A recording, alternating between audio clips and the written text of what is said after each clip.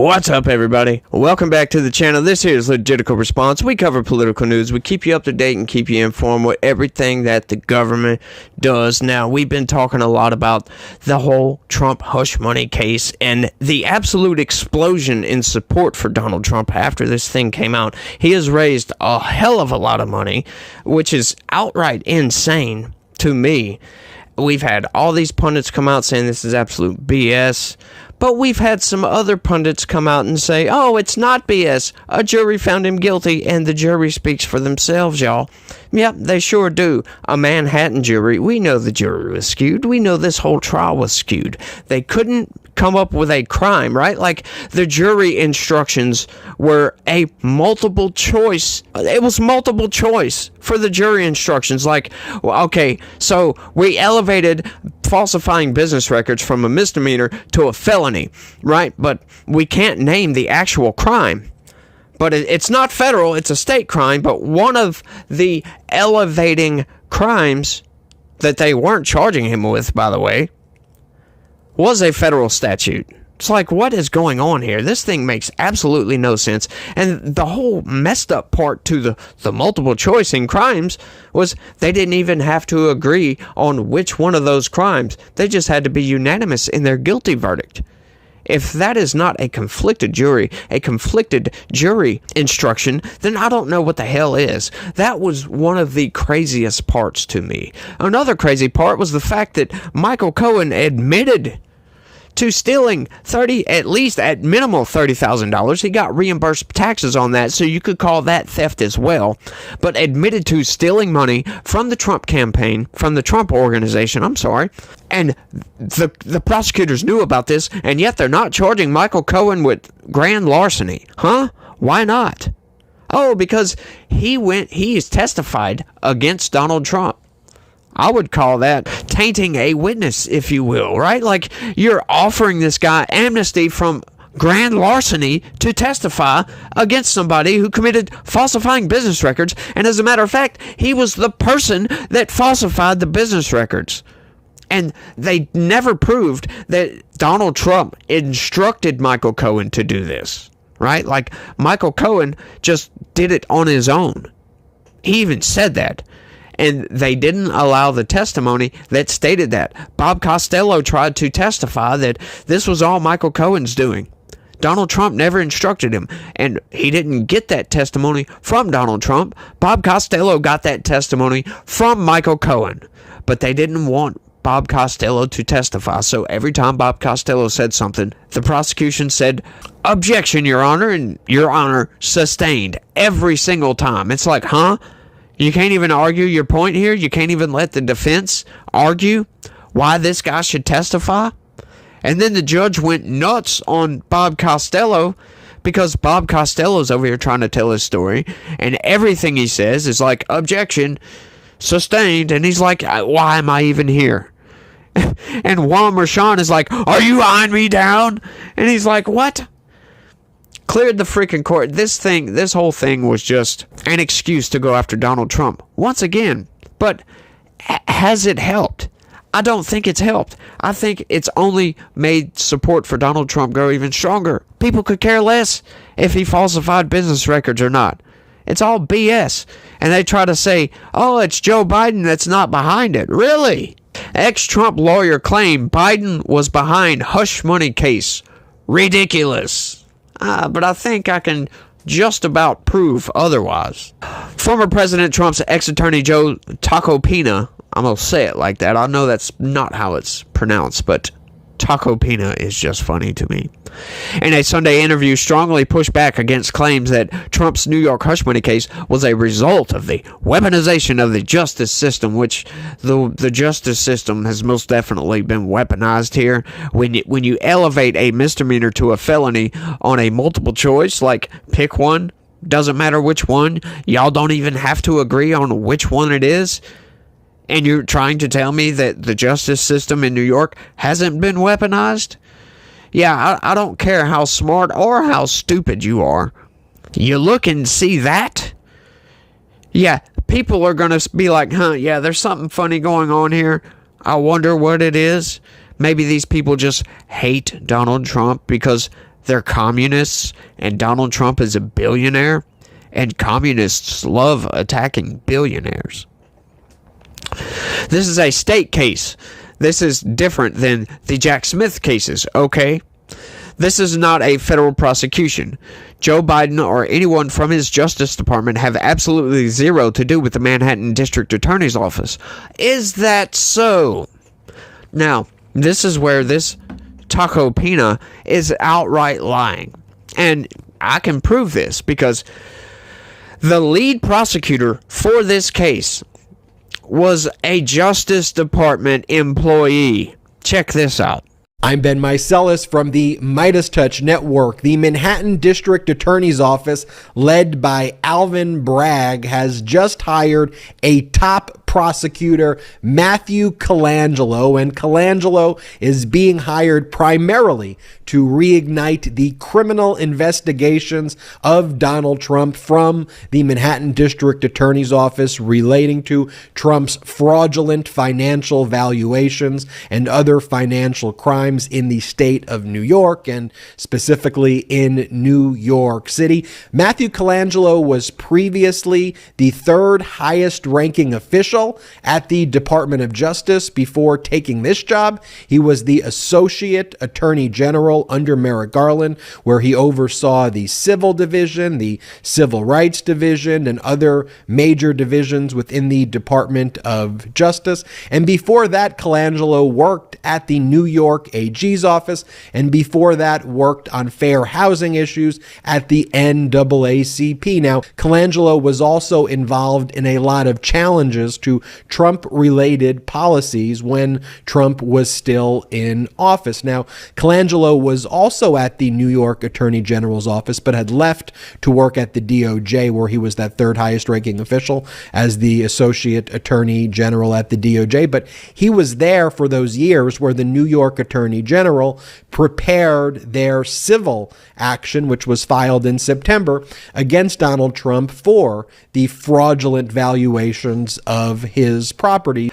Now, I know at least one of my longtime viewers will absolutely appreciate this here evidence because he has turned me on to the MeidasTouch, and I do watch some of their videos to get information from the other side because I'm not trying to be a partisan hack, if you will. I don't want to be just some guy that just loves on Donald Trump because I don't love Donald Trump. Most viewers that watch this program know that, yeah, I'm reluctant to follow Donald Trump, especially after January 6th and all that stuff, which I know he's not responsible for that. I totally understand that. But just everything that happened around it was like, okay, well, this guy, he pisses off the other side too much. Just make him go away. That was kind of my thing. You know, he was the best president of my lifetime. I still thought that. But he just pisses off the other side so much, we don't need all this discourse over some guy. However, when they started going after Donald Trump with all these political persecutions, I started looking into it because I'm curious about stuff like this, right? I'm into politics a lot. And so I started looking at this and I'm like, there's nothing here. Why are they prosecuting him? There's nothing here. Then they just kept piling him on. Then you look at the fraud trial in New York and all this other stuff. It's like, oh my God, these people are insane. The other side is absolutely insane. They're going after this guy. So all of this crap from the Democrats and the left about Donald Trump that's pissing off the entire country, regardless of what side you're on, it's all absolutely fabricated by these people, I guess, to sow discourse. So guess what? I don't like the lies, so I'm going to get behind this. Now I'm 100% behind Donald Trump because I don't like liars, and I don't like having to defend Donald Trump against all these lies. It's absolute insanity. It's absolute bullshit, in my opinion, and it's not Donald Trump that is the problem. It is these people constantly lying that is the problem, and they're trying to say, oh, well, it wasn't Joe Biden going after him. Well, Jack Smith is behind 2 of the 4 indictments, if you will. Fani Willis, they try to say, oh, well, that's a state case too. Yeah, that's a local district attorney that just so happened to file her charges shortly after going to the White House and talking with Kamala Harris. Right after that. So that one is skewed as well. And you can't say the DOJ isn't behind none of this. You can't say they're not involved. Because that video, those are leftists. Those are Democrats from the other side talking about, oh, here we go. Here we got somebody to go after Donald Trump. He's from the Department of Justice. This guy was third in line, for God's sakes, behind Merrick Garland. Why would you take a pay cut and a demotion to go to a Manhattan District Attorney's office? I wonder why that is. Why would you go from the Department of Justice, the highest of prosecutors in the country, to a lowly district prosecutor's office? I wonder why that is. Oh, because they're going after Donald Trump. So them saying that, Biden has nothing to do with this, it's an absolute fraud. It's another one of those lies. It's a misdirection. Sure, he's not directly involved with this, or is he? You could say that that's a direct involvement, because that's a DOJ prosecutor that just so happens, he quit. He wanted a demotion. He wanted less money per year and got demoted to a local district attorney's office. For what? I wonder why that is. Why would you leave one of the highest positions in the country, third in line after the attorney general, for God's sakes, to go work under a local district attorney? Just blows my mind, y'all. These people, Joe Biden's not directly involved. Yeah, freaking right. That's all I got to say about that. But let's keep going. They have no jurisdiction over him. That's not wrong. They have no contacts with him. That's not true. They have no control over him. Yeah, you could say that in some sense. However, saying that doesn't mean it's not true. Doesn't mean that this guy that came from the Department of Justice, insane. Taco Pina said in an interview on MSNBC's Politics Nation with Reverend Al Sharpton. So to say that Joe Biden brought this case is one of the most ridiculous things I've heard. Nobody is saying that. Absolutely nobody is saying that at all. That's a non sequitur. Outright. Joe Biden himself did not bring this case. No, but his cronies at the DOJ left the DOJ to go to Alvin Bragg's office most certainly did, and that is provable. I just proved that, as a matter of fact. We know that's not the case, and even Trump's lawyers know that's not the case, he added. Yeah, do they though? I think I just proved that. Taco Pina noted that presidents lack power to direct a state case in the same way they lack the authority to issue pardons for state crimes. Once again, nobody is arguing that. Nobody is arguing that whatsoever. But we do know that he come from the DOJ, and he was under Joe Biden.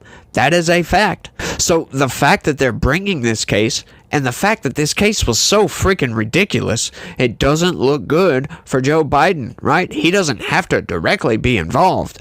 However, Joe Biden did tell Merrick Garland to go after Donald Trump. We proved that with a FOIA request emails to Merrick Garland from Joe Biden's office.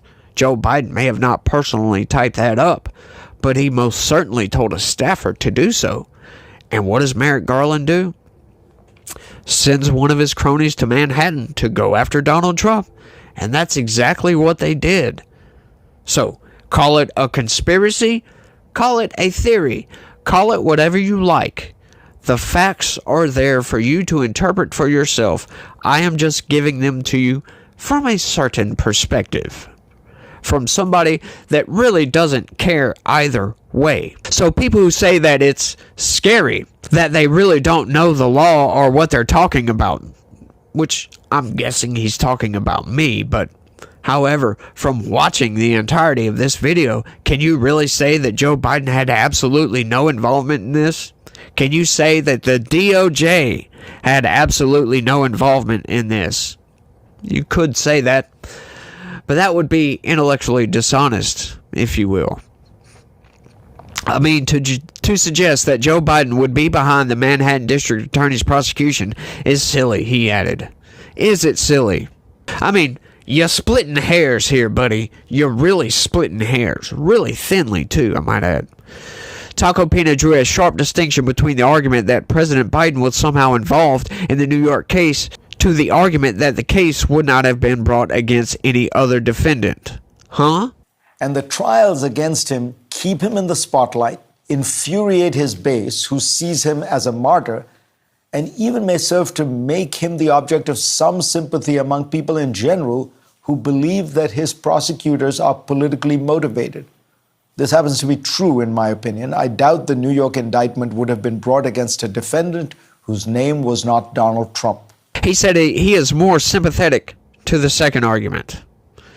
Yeah, because this case most certainly would not have been brought to anybody other than Donald Trump. We know this. So that makes you think maybe the justice system in this instance has been weaponized against Donald Trump. But if they can weaponize the justice system against Donald Trump, they can weaponize the justice system against anybody. And that is a scary prospect for everybody in this country. Doesn't matter what side you're on, because if you happen to disagree with one of their opinions and you're in a powerful enough position, they can just weaponize the system against you. And don't think these people won't do it.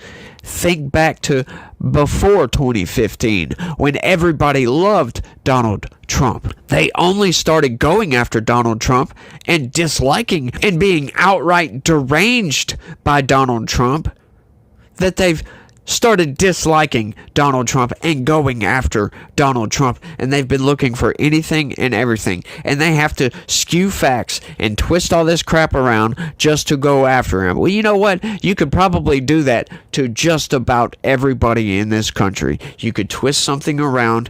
Oh, he was going 1 mile an hour over the speed limit. Give him a freaking speeding ticket. That's pretty much what all these cases are on their face.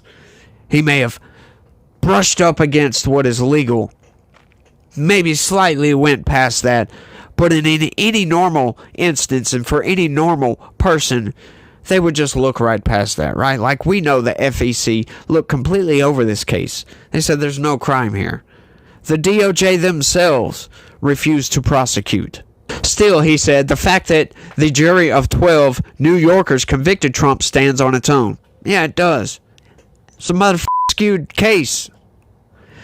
The jury's verdict is different, and that sort of validates the Manhattan District Attorney's prosecution to a degree.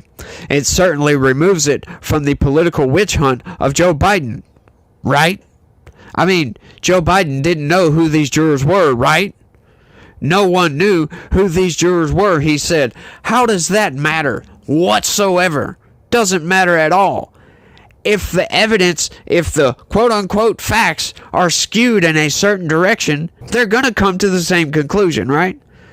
Plus, these people live in Manhattan, where people are outright deranged against Trump. They know that if they would have been the person to hang the jury, and that would have been found out, these people would have been harassed to the end of time, for God's sakes. They know that. Do you really believe that these people could just live the rest of their lives? No, absolutely not. None of these people would have been able to live normal lives if they would have found Donald Trump innocent. None of them. We know that. Antifa would have went after these people. And I don't like to be some sort of grand conspiracy theorist, right? But anybody with a logical mind who can critically think about things knows that a lot of people have Trump derangement syndrome, and a lot of those people are leftists. And a leftist, an extreme leftist, is one of the most insane people in this world.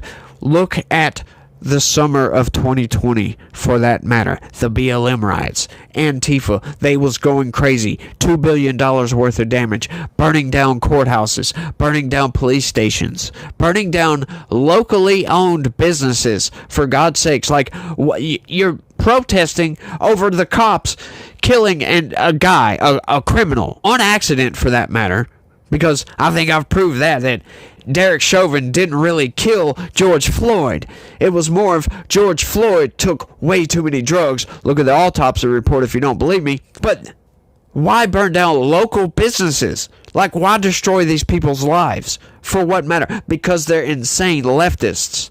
Those are cultists, right? Not people that get behind Trump or other people that get behind Joe Biden. They're not necessarily cultists. I mean, not saying that Trump doesn't have a cult-like following, but you don't go around calling normal people who actually criticize Donald Trump in the manner that I do a cultist. However, you go look through the comment section on a certain video of mine, and you will see a lot of that. Those people are deranged. Those people are insane. They could care less on how it looks that they're calling somebody who actually and honestly criticizes Donald Trump on a constant basis, calling him a cultist, me, how stupid that actually looks when I point out a lot of Trump's flaws. And once again, I'm reluctant to get behind Trump, but once everybody started going after Trump for nothing whatsoever, or very, very little, I should say, because it's not nothing.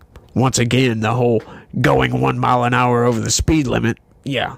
I don't think we need the entirety of the DOJ, the entirety of the Manhattan District Attorney, the entirety of the Fulton County District Attorney coming down on one man for some BS.